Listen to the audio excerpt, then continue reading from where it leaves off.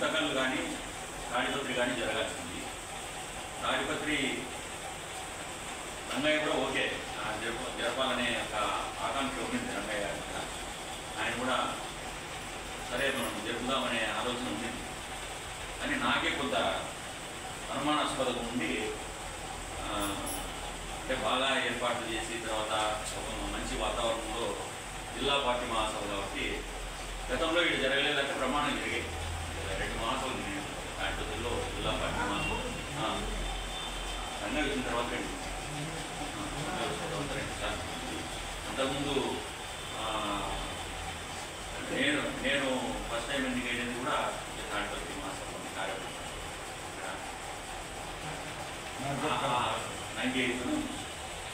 98 అప్పుడు జరిగింది. కాబట్టి ఇక్కడ ఈ ప్రాంతానికి సంబంధించి మొత్తం రాష్ట్రంలోనే ఒక ప్రత్యేకమైన పరిస్థితులు ప్రత్యేకమైనటువంటి గుర్తింపు ఉన్నటువంటి ప్రాంతం. కాబట్టి ఈ ప్రాంతంలో మనం జిల్లా కాన్ఫరెన్స్ జరిగే సందర్భంలో మనకు కొంత బాగా బూస్టింగ్ ఇచ్చి బాగా బ్రహ్మాండంగా జరిగేటటువంటి పద్ధతుల్లో జరగాలనే దాని మీద నేను జాగ్రత్త గారు మాట్లాడుకొని లేదంటే ఈసారి అనంతపురంలో నిర్వహిస్తాము. ఎందుకంటే ఆర్థికంగా కావచ్చు లేదా జనాన్ని మొబైలైజ్ చేసేదానికి అయితే ఇక్కడ ఉన్నట్టు వాళ్ళు చేయగలరు. జిల్లా నుంచి మిగతా ప్రాంతాలకు కూడా వెహికల్స్ వస్తాయి కాబట్టి అది సమస్య. కానీ ఇక్కడ సమన్వయంతో పోయేటువంటి పరిస్థితి కొంత లోపం ఉంది అనే ఉద్దేశంతోనే ఇక్కడ మహాసభలు నిర్వహించలేదు. ఓన్లీ దానివల్ల నియోజకవర్గ మహాసభలు లేదు ఈసారి. ఓన్లీ మండల మహాసభలు ఉంటాయి, జిల్లా కార్యవర్గం ఉంటుంది, సెక్రటరియట్ ఉంటుంది, అంతే తప్ప నియోజకవర్గాలు లేవు అని చెప్పి మన జిల్లా పార్టీగా మనం డిసైడ్ చేస్తాం. మన జిల్లాలోనే కాకుండా 2-3 జిల్లాల్లో కూడా రాష్ట్రము ఒక సూచన చేస్తే ఆ సూచన మేరకు మనము ఆ విధంగా మనం నిర్ణయం చేసాం.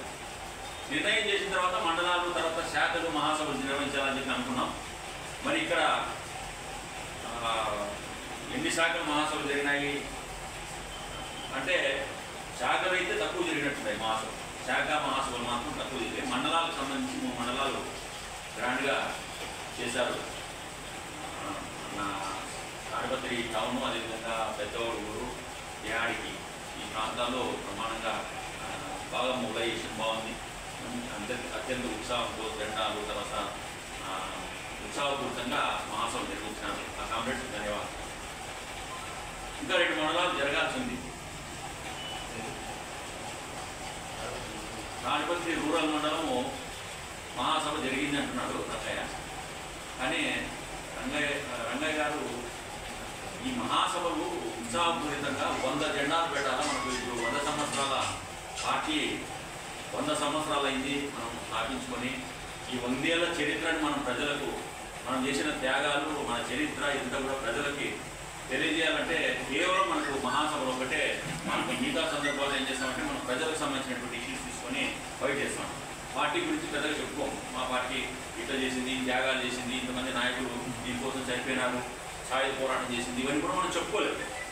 ఒక్క మహాసభలో మాత్రమే మనం కార్యకర్తలకు కానీ లేదా నాయకులకు కానీ లేదా ప్రజలకు కానీ ఉత్తేజపూర్వకంగా ఉత్సాహపూర్వకంగా ఉండే విధంగా మనం దాన్ని చేసుకోవడానికి అవకాశం ఉంది. కాబట్టి మనం 3 ఏళ్ళకు ఒకసారి మహాసభలు పండుగ వాతావరణంలో ఒక ఉత్సాహపూర్త వాతావరణంలో మనం నిర్వహించుకోవడం మన ఆనవాయితీగా వస్తుంది. కాబట్టి ఆ పద్ధతిలో జరగాలని రామకృష్ణ గారు వచ్చిన ప్రతిసారి దాన్ని స్ట్రెస్ చేసి చెప్పారు. కార్యవర్గాలు జరిగే, సెక్రటరియట్ జరిగింది, జనరల్ బాడీలో కూడా అదే విషయాన్ని ఆయన నొక్కినాడు.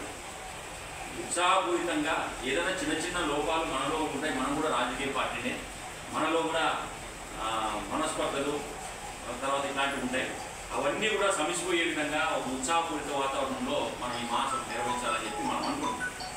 మరి ఆ పద్ధతుల్లో ఈ 2 మండలాలు కూడా జరిగితే బాగుంటుంది. అంటే జనరల్ బాడీ అంటే మనకి ఇక్కడ ఈ నియోజకవర్గంలో ఎంతమంది సభ్యులు? 500 మంది సభ్యులు ఉన్నారు. సభ్యులు 500 మంది ఉన్నప్పుడు మన సానుభూతి పనులు అంటే ప్రజా సంఘాల్లో పనిచేసేటువంటి వాళ్ళు, మహిళా సమాఖ్యలో, ట్రేడ్ యూనియన్లో పనిచేసేటువంటి వాళ్ళు, తర్వాత యువజన సమాఖ్యలు ఉండేటువంటి వాళ్ళు, వీళ్ళందరూ కూడా పార్టీ సభ్యత్వం లేకుండా మనం విశ్వసించే వాళ్ళు, మనల్ని అభిమానించే వాళ్ళు కూడా ఉంటారు. కాబట్టి ఒక కుటుంబంలో భర్త పార్టీ సభ్యులు అయినప్పుడు భార్య ఇట్లా మనం మొబైలైజ్ చేసుకోగలిగితే 1000 మందిని మనం జనరల్ బాడీ మీటింగ్ పెట్టచ్చు. కానీ అది సాధ్యం కాదు. 500 మందితో జనరల్ బాడీ పెట్టాలి. అది మరి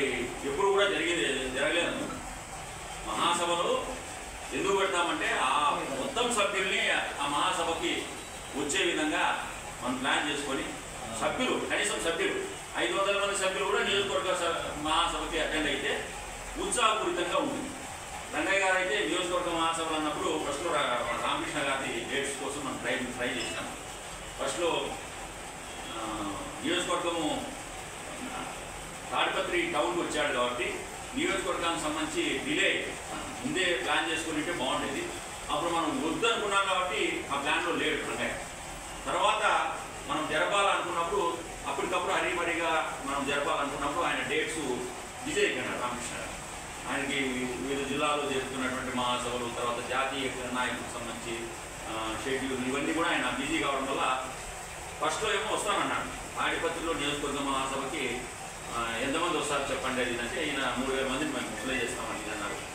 సరే 3000 మంది మొబిలైజ్ చేస్తారు కదా, నేను వస్తానులే.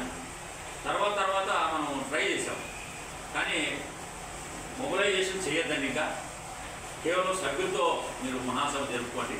ఆ మొబిలైజేషన్ ఏదైతే ఉందో ఆ సమీకరణ జిల్లా మహాసభలు చేయండి. జిల్లా మహాసభలు పెద్ద ఎత్తున మనం 10,000 మంది జిల్లా మహాసభకు సంబంధించి మహాసభలకి 10,000 మందితో ర్యాలీ నిర్వహించాలని చెప్పి మన జిల్లా పార్టీ నిర్ణయం తీసుకున్నాం. మన జిల్లా పార్టీ సభ్యత్వం 6,700. మనం పెద్ద ఆశగా మనం నిర్ణయం తీసుకోవాలి. 6,700 మంది సభ్యులు జిల్లాలో ఉన్నారు.